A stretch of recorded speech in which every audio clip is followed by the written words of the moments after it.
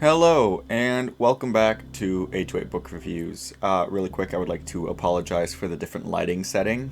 Um, Normally, I record this during the day, and it's getting later at night now. And so I have the light on. There are dogs barking in the background, and we're just gonna have to ignore that. I have the light on right now, but due to just the camera and everything being weird, the backdrop is right in between the camera on the ceiling fan. So it's looking really weird. So I have something up front.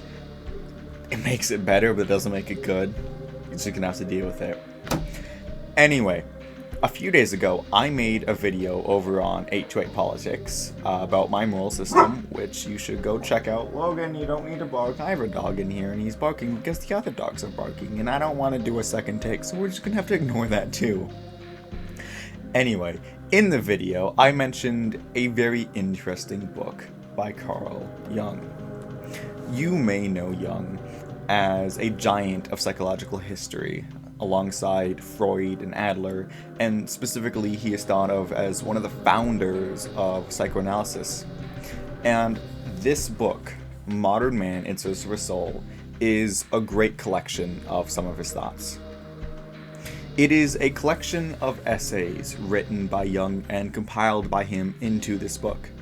These essays, 11 in total, span the 244 pages of the work, covering several different important and, at the time, contentious topics in the emerging field of psychoanalysis and psychology as a whole. The topics are as follows, if I can get to the right page. 1. Dream analysis and its practical application. 2. Problems of modern psychotherapy. 3. The aims of psychotherapy.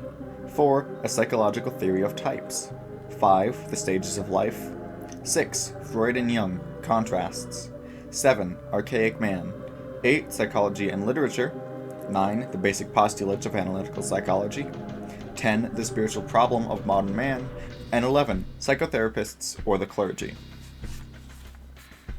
The range of topics is wide, and all of which are, to me, deeply interesting and greatly explanatory. Furthermore, the contents are deceptively dense, with a lot of words on any given page, and a lot of information put into each sentence. You can see, hopefully, some of the sheer amount of stuff on each page. Oh my god, that almost ended badly. Anyway, I will read out a paragraph here so you can sort of get an understanding of it. A fundamental mistake, and one which is commonly made, is this. It is supposed that the contents of the unconscious are unequivocal and are marked with plus or minus signs that are immutable. As I see the question, this view is too naive. The psyche is a self-regulating system that maintains itself in equilibrium as the body does. Every process that goes too far immediately and inevitably calls forth a compensatory activity. Without such adjustments, a normal metabolism would not exist, nor would the normal psyche. We can take the idea of compensation, so understood, as a law of psychic happening. Too little on one side results in too much on the other. The relation between conscious and unconscious is compensatory. This fact, which is easily verifiable, affords a rule for dream interpretation. It is always helpful, when we set out to interpret a dream, to ask, what conscious attitude does it compensate? And that paragraph was one of the cores of that chapter on dream analysis, and I picked it for two reasons. The first is that it very well demonstrates the specific writing style present throughout the book. Now, I don't know whether or not that is just due to the time it was written, which is 1931, or the translation, or Jung himself. But either way, the wording isn't exactly simplistic, nor the words monosyllables. Yet at once, it is not overly complex, nor does one need a thesaurus at hand while reading. This type may not appeal to everyone, I know that, but it definitely appeals to me. And if you have at all liked my own writing, I think you will like this too, as generally my own style was greatly influenced by this book. So while my contents and verbiage come from Lovecraft, my sentence structure comes primarily from Jung. It is a very precise sort of structure, far better than the original book than I've ever been able to replicate. It is analytical in the very syntax, perfectly fitting the entire point of the book, analyzing an analytical science. The second reason I picked out that paragraph in particular is that it does a very great job at actually showing the analytical power within the book. Genuinely, the breadth and depth of the analysis, expanding from just a few simple axioms, and the raw power of it is basically a work of art, especially considering that, at the time, all of this was purely speculative and on the cutting edge of new research. And it's like this for every topic it covers. Granted, some of the stuff is no longer so scientifically accepted, but a lot of it is. And even then, a lot of it is just a really cool interpretation that, even if not fully accurate, is very fascinating to think about. And I guess a third reason is that it was a pretty short paragraph.